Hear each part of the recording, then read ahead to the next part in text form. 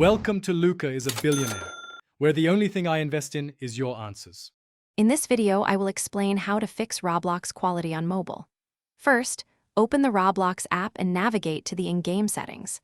Locate the graphics quality slider and move it down to a lower setting, perhaps 1 or 2 bars. This simple adjustment significantly reduces the visual load on your device, leading to much smoother gameplay and fewer frame drops. Also, consider turning off advanced features like shadows for an even greater boost. Next, optimize your mobile device itself.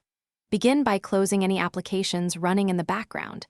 These consume valuable processing power and memory. Then, go into your device's settings, find the Roblox app, and clear its cache and data. This removes temporary files that can slow performance. Finally, make sure your device has at least 1 GB of free storage space, as low storage can severely impact overall speed. Takabana's Kai is his lifeline, and depleting it is crucial for victory. Focus on attacks that deal high Kai damage, like low-stance quick attacks or specific weapon skills.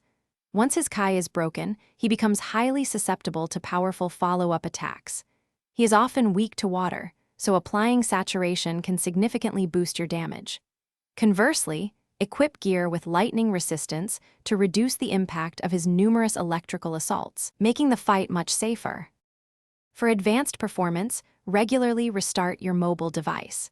This simple action clears out temporary files and refreshes system memory, often resolving minor performance issues. If your device allows, try lowering its screen resolution in the display settings. This reduces the number of pixels your device needs to render. Ultimately, playing Roblox on a newer, more powerful device will provide the most significant improvement in graphical fidelity and overall smoothness. Thanks for watching and please subscribe. It's the best investment you'll ever make.